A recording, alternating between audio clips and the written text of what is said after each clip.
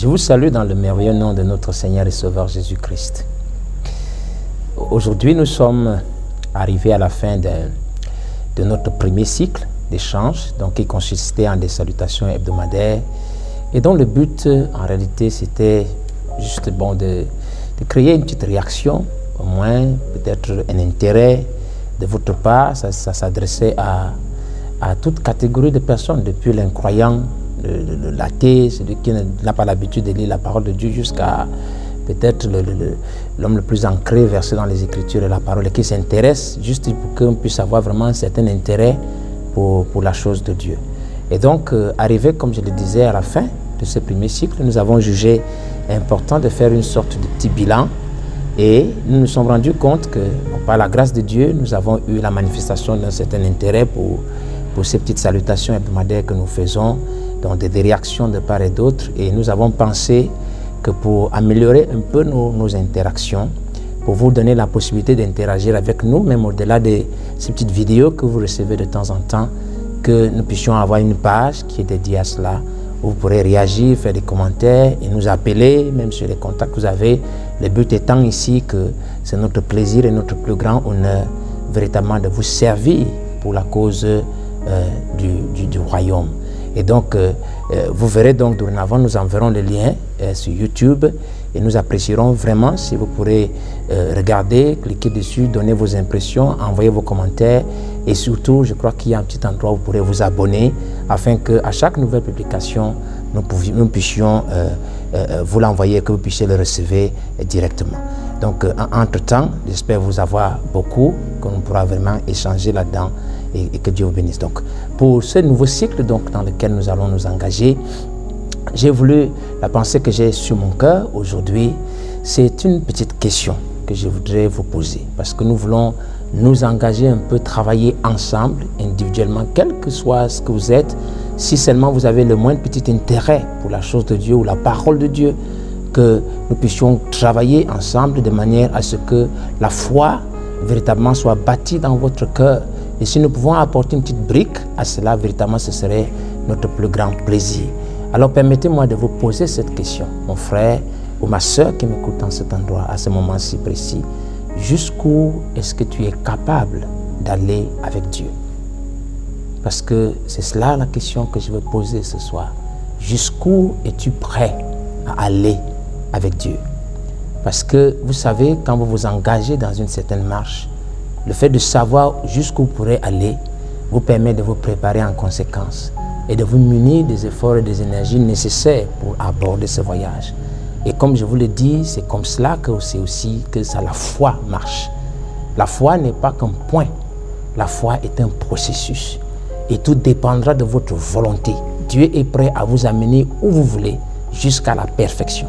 Mais tout dépendra de votre volonté. Et ce sera le sujet de toutes les vidéos que nous ferons par la suite, jusqu'à terminer ce deuxième cycle. Et donc, jusqu'où êtes-vous prêt à aller avec Dieu? Vous voyez, quand nous voyons la marche chrétienne, qui est typifiée un peu par Israël, le peuple d'Israël, que vous connaissez tous, j'espère, je le sais bien, qui a commencé en Égypte là-bas. Dieu les a fait sortir de l'Égypte et après l'Égypte, il a fait qu'ils traversent la mer Rouge. En réalité, c'est une première étape de la marche, donc de la croissance de la foi en vous. Et après la mer Rouge, ils sont arrivés au désert, c'est une deuxième étape. Après le désert, ils sont arrivés au Jourdain qu'ils ont dû traverser, une troisième étape. Et après le Jourdain, c'est le pays Canaan, la promesse, la destination finale, là où ils se sont établis.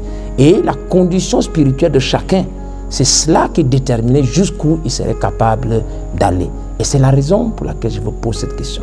Et pour certains comme Caleb et Josué, la seule chose qui comptait pour eux, ce n'était pas de voir les miracles de la mer Rouge, ce n'était pas de voir, traverser le désert et tout, ce n'était même pas le Jourdain, mais c'était d'aller s'établir dans le territoire et que chacun puisse avoir sa portion personnelle. Parce que pour chaque fils de Dieu, pour chaque fille de Dieu, il y a une portion qui vous est propre, que Dieu vous a réservée. Pas juste de vous asseoir à l'église, pas juste d'être un bon chrétien, pas juste d'être, comme vous disiez, peut-être sauvé, fuir l'enfer. Mais il y a quelque chose que Dieu vous réserve. Et c'est jusque là-bas que je voudrais que nous allions ensemble. C'est pour cela ma question. Jusqu'où es-tu prêt à aller avec Dieu. Et donc, pour terminer pour aujourd'hui, jusqu'à ce que nous nous retrouvions, je t'inviterai à lire dans la Bible pendant cette semaine, que tu prennes le temps de lire dans le livre des 2 rois, dans le 2e livre des rois, c'est au chapitre 2, c'est là où vous voyez la marche d'Élisée. Élie devait partir, être enlevé au ciel, et Élisée devait lui succéder. Mais quand vous voyez là-dedans, vous vous rendez compte qu'il y a plusieurs étapes. Et devant chaque étape, ce n'était pas quelqu'un d'autre qui prend la décision à ta place, mais c'est Élisée lui-même qui devait faire le choix. Donc quand Élie part de Gilgal, il lui dit, non, reste ici, moi je vais aller à Bethel. Mais c'était à Élisée de décider. Non, je ne veux pas juste m'arrêter à juste dire que j'ai écrit au Seigneur, j'ai fait ceci, je veux voir plus que ça encore. Je veux que ma foi aille encore plus loin. Et quand il arrive à Bethel, il lui pose le même problème. Après, il arrive au Jourdain, il pose le même problème. Et au-delà du Jourdain, là où réellement la récompense d'Élisée se trouvait, il a fallu qu'Élisée lui-même prenne la décision, fasse le choix. Et une fois qu'il était décidé en lui-même, rien ne pourrait l'arrêter. Même si les jeunes prophètes autour étaient en train de peut-être essayer de le dissuader et tout, mais il avait un objectif précis. Il savait ce qu'il voulait, il savait où il devait aller et il était prêt à faire tous les sacrifices possibles pour atteindre cet objectif. Alors jusqu'à ce que nous nous retrouvions, mes frères et sœurs, pensez-y. J'espère que vous prendrez le temps de lire ce passage et que vous pourrez répondre jusqu'où suis-je prêt à aller avec Dieu. Et je vous garantis qu'il y a de très bonnes choses qui nous attendent. Il y a des merveilles que vous découvrirez, mais dans la simplicité, vous pourrez voir que la gloire de Dieu est aussi réelle aujourd'hui qu'elle a été dans les jours de la Bible. En attendant, j'aurai vraiment un grand plaisir à vous retrouver la semaine prochaine. Mais jusqu'à ce que nous nous revoyions, que le Seigneur vous comble de ses riches bénédictions et que sa paix infinie soit dans vos cœurs.